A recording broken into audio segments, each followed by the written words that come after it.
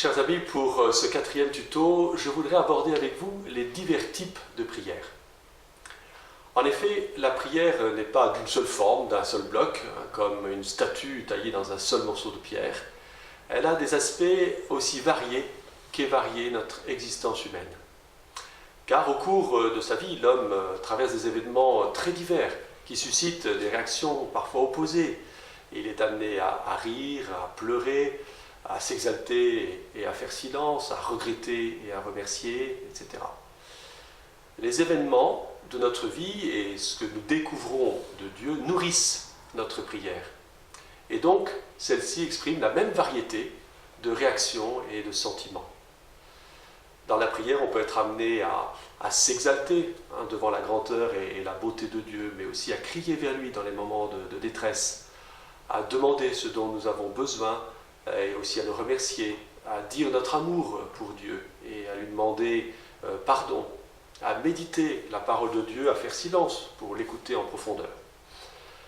À ce propos, je vous invite à lire le livre des psaumes qui illustre fortement cette variété des styles de prière. On peut nommer ces divers types de prière ainsi. Tout d'abord, la louange et l'adoration. C'est la prise de conscience de la beauté de Dieu, de sa sainteté, de la perfection de son être. Mon Dieu, tu es grand, tu es beau, Dieu vivant, Dieu très haut. Dieu est reconnu comme seul Dieu, comme celui à qui nous pouvons faire confiance pleinement.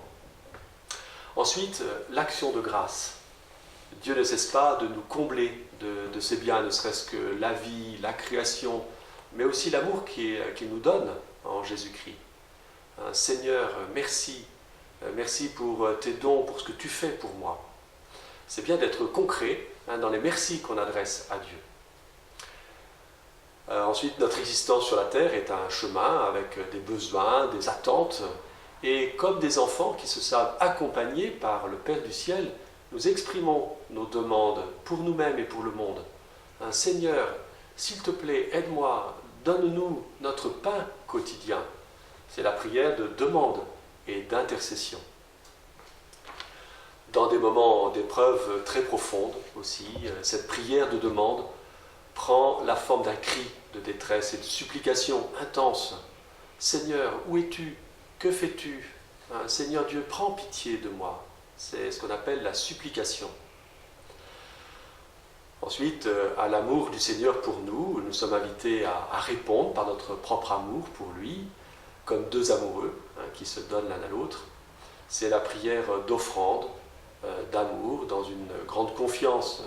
Seigneur, je t'offre ma journée, mon travail. Seigneur, je veux mieux t'aimer chaque jour. Fais de moi ce qu'il te plaira. Il y a aussi la prise de conscience de nos péchés. Le péché, c'est ce que nous faisons et qui est en contradiction avec l'appel à aimer, à respecter, à partager. Il est bon de faire des examens de conscience. La demande de pardon est essentielle entre nous et avec Dieu. Pardon, Seigneur, pour ce que j'ai fait ou dit ou pensé et qui blesse. Enfin, il y a ce qu'on appelle la méditation. C'est le fait d'écouter Dieu nous parler au plus profond de notre cœur.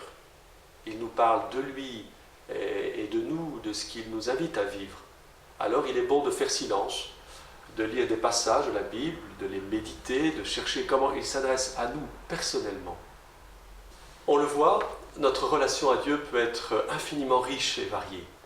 C'est ce qu'expriment notamment les différents types de prières. Je vous souhaite de les découvrir peu à peu, si ce n'est déjà fait. Surtout, adressez-vous à Dieu avec vos mots à vous, avec ce que constitue votre vie. Laissez parler votre cœur. Et voici une question pour cette semaine. Quel type de prière je pratique volontiers et lequel je voudrais approfondir? Bonne semaine.